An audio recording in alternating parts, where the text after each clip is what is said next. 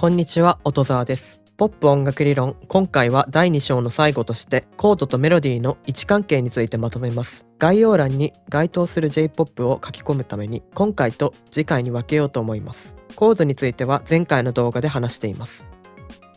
例えば構成音がドミソの C メジャーコードに対してメロディーとしてドの音を歌ったとします。この時ドミソというコードにとってドの音は第1音です。ミだったら第3音です。これがコードとメロディーの位置関係です。この位置関係によって曲の印象が変わります。自分なりのイメージや好みを認識しているとメロディー作りに活かせると思います。注意点としては私の主観が含まれているのと楽曲の雰囲気を構成する要素は他にもたくさんあるので参考程度に見てください。まずメジャーコードの上に第1音を鳴らした場合です。C メジャーコードならドの音です。印象は直線的、純朴、無色透明です。コードの核となる音を歌っているためまっすぐな印象を受けます。例はキングヌーのカメレオンなどです。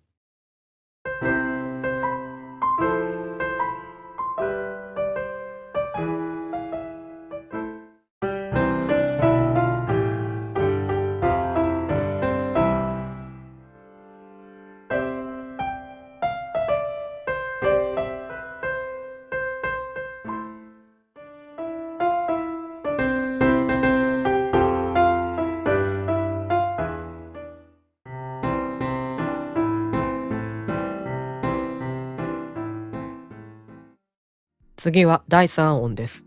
C メジャーコードならミの音です。印象は感情的、郷愁などです。メジャーコードとマイナーコードの響きの違いを生み出している第3音を歌うことでコードの色味が強調されます。例はマカロニ鉛筆の何でもないよなどが挙げられます。懐かしさを感じさせる456進行との相性が良さそうです。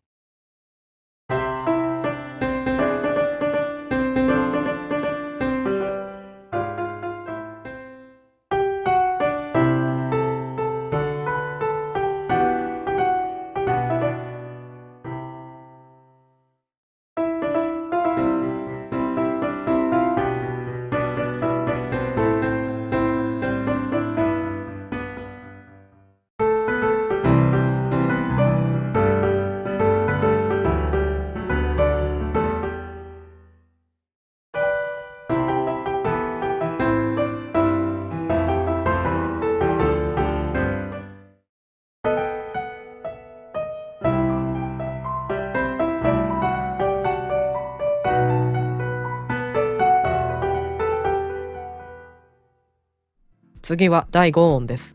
C メジャーならソの音です。印象は直線的、無色透明です。ルートと第5音は色味のない完全5度です。例はイオワさんのキュークラリン、フィーチャリングカフなどです。バラードが多そうですね。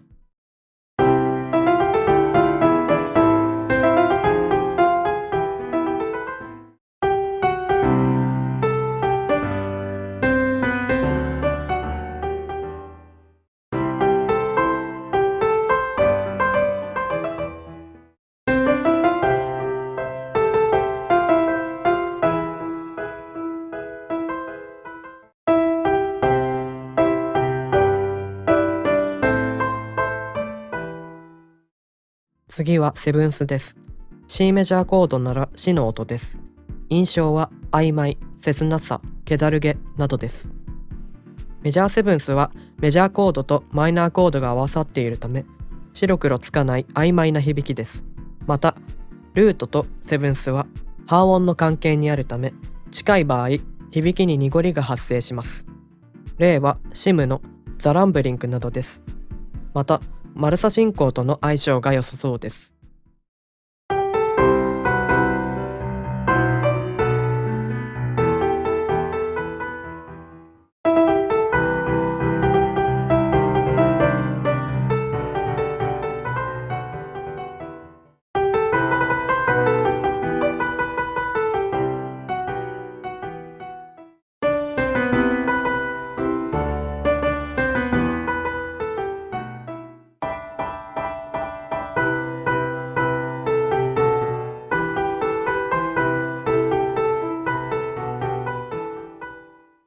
ここからはテンションです。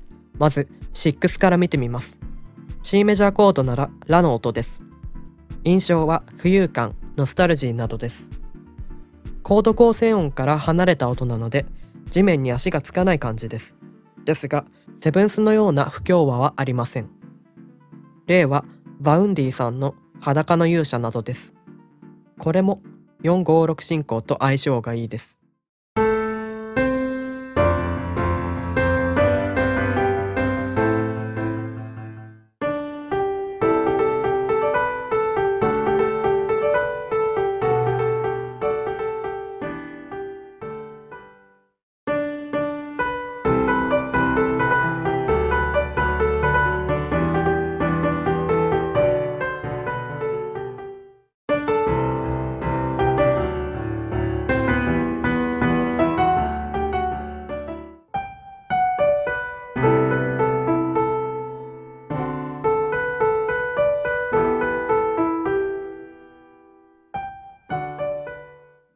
次はナインスです。C メジャーコードならレの音です。印象は高揚感、爽やかです。第1音ドに対してナインスのレは全音上で上に引っ張られる感じがします。例はサカナクションの新宝島などです。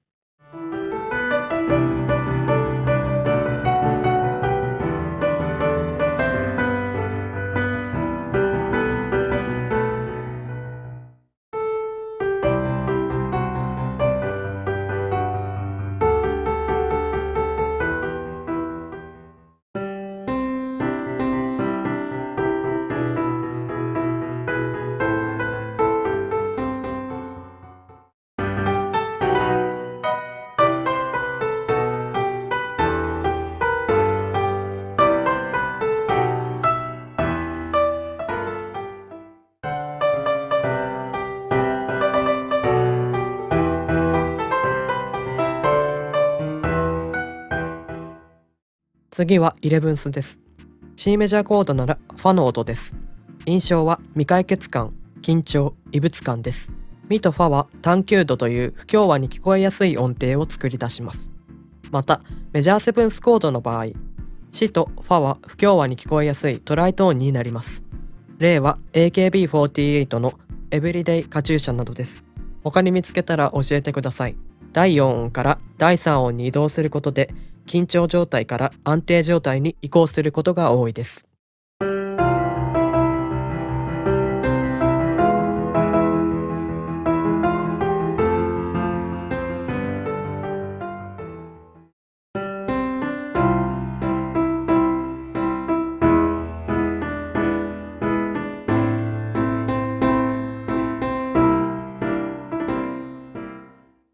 最後はシャープイレブンスです。C メジャーコードならファシャープの音です。印象は不思議、神妙、葛藤などです。ルートとトライトーンの音程です。ドとファシャープは対極にある音とも言えます。例は宇多田ヒカルさんの真夏の通り雨などです。ミーシャさんの包み込むようには一時的な引っかかりを生み出す使い方で上2つに比べて爽やかです。